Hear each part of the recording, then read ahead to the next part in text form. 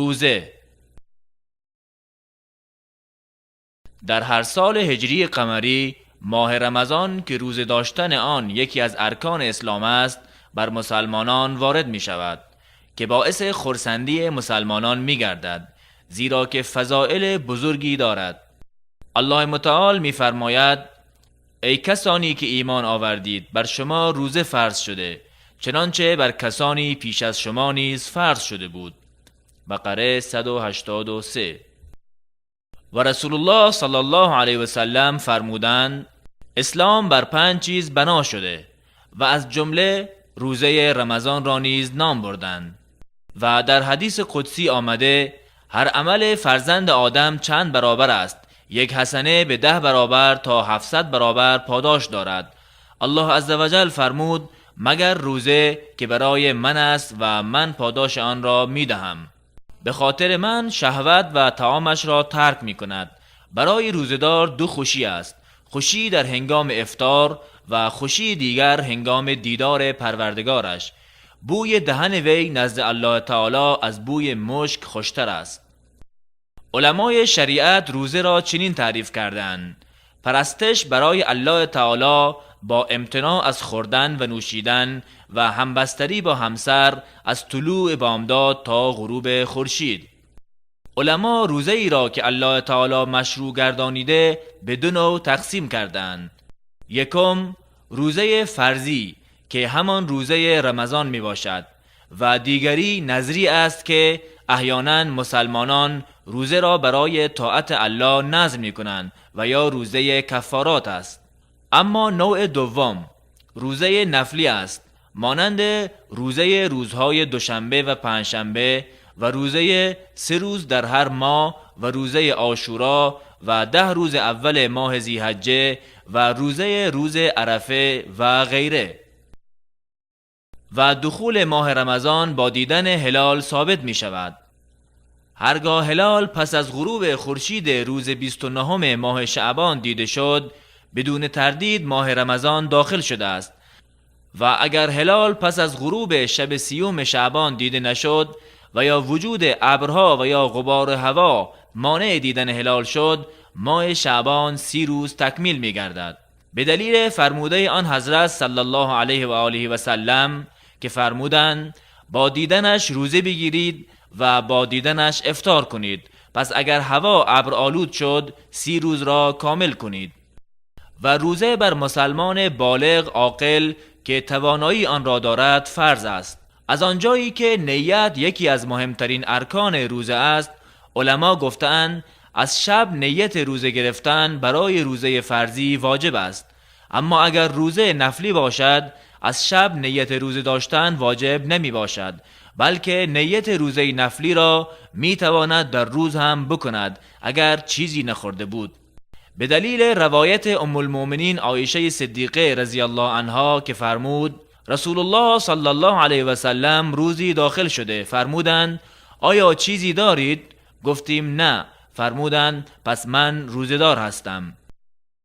اما رکن دوم از ارکان روزه خودداری از مفطرات از طلوع فجر تا غروب خورشید می باشد، به دلیل فرموده الله متعال که فرمودند: و بخورید و بنوشید تا اینکه رشته سفید از رشته سیاه فجر به شما واضح شود، پس از آن روزه را تا به شب تمام کنید. هرگاه روزه‌دار به گمان اینکه خورشید غروب کرده و یا اینکه هنوز طلوع فجر نشده چیزی بخورد و پس از آن عکس آن ظاهر شد، بر وی قضای روزه واجب نیست، به دلیل فرموده خداوند متعال: و بر شما در آنچه اشتباه کردید گناهی نیست، ولی بر آنچه دلهایتان قصد کرده است گناه است و الله غفور و رحیم است.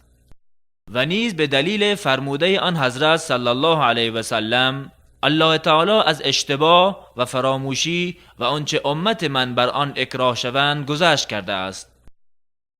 و برعکس آن چیزی که بسیاری از مردم گمان می‌کنند، غسل کردن، نشستن در آب برای سرد شدن، بلعیدن آب دهان و اخلاط، چشیدن طعام فقط به زبان برای روزه‌دار جایز است، به شرط اینکه چیزی از آن در حلقش فرو نرود. و همچنین بوییدن عطرها و خوشبوگرهای هوا و استعمال مسواک، چه مسواک تر باشد یا خشک، برای روزه‌دار جواز دارد، ولی روزه‌دار متوجه باشد که چیزی به حلقش فرو نرود. و روزه سنت‌های بسیاری دارد. اول آن سحرخیزی، به دلیل فرموده آن حضرت صلی الله علیه و سلم: برای خوردن غذا به سحری برخیزید، زیرا که در سحرخیزی برکت است. سحرخیزی با نوشیدن جرعه آبی نیز تحقق می‌یابد، به دلیل فرموده رسول الله صلی الله علیه و سلم که فرمودند سحری خوردنش برکت است، پس آن را ترک مکنید ولو اینکه یکی از شما جرعه آبی بنوشد، زیرا الله تعالی و فرشتگانش بر سحرخیزان درود میفرستند. تأخیر کردن سحرخیزی تا اندکی پیش از اذان فجر مستحب است. از زید بن ثابت رضی الله عنه روایت است که فرمود با رسول الله صلی الله علیه و سلم سحری خوردیم و پس از آن به نماز ایستادیم. انس بن مالک فرمود پرسیدم میان آن دو چه مقدار زمانی بود؟ فرمود به مقدار خواندن 50 آیه.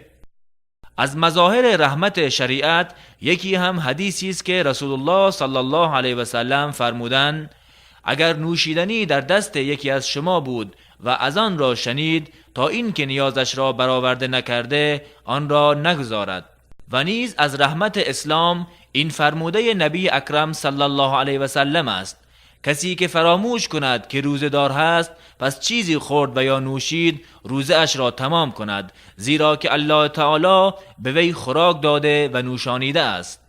برای روزه دار مستحب است هنگامی که از غروب خورشید متأکد گردید زود افطار کند، به دلیل فرموده آن حضرت صلی الله علیه و سلم مردم هنوز بر خیرند اگر زود افطار کنند. و افطار کردن با چیزی که نبی اکرم صلی الله علیه و سلم افطار می کردن مستحب است، چنانچه در حدیث انس بن مالک رضی الله عنه آمده است که فرمود رسول الله صلی الله علیه و سلم قبل از نماز با خرمای تازه افطار می کردن، اگر خرمای تازه نبود با خرمای خشک، و اگر آن هم نبود چند جرعه آب می نوشیدند. اگر چیزی نیافت در قلبش نیت افطار را می کند و این برایش کافی است. و هنگام افطار دعا کردن نیز سنت است، به دلیل آنچه که از رسول الله صلی الله علیه و سلم ثابت شده که در هنگام افطار می فرمودند تشنگی برطرف شد و رگها سیراب شد و به خواست الله اجر ثابت شد.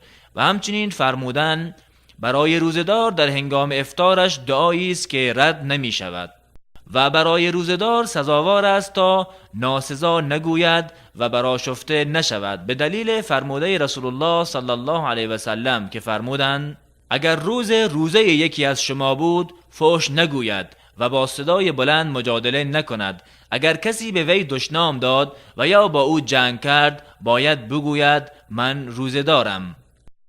همچنین مستحب است که انواع عبادتها بسیار کند، زیرا که پاداش نیکوکاری در رمضان چند برابر است.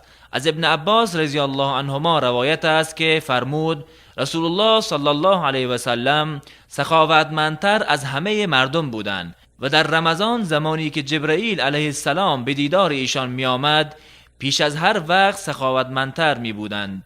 جبرئیل در هر شب رمضان با ایشان دیدار می نمودند و قرآن را برایشان مدارست می کرد. پس رسول الله صلی الله علیه و سلم در هنگام دیدار جبرئیل از وزش باد هم سخاوتمندتر بودند.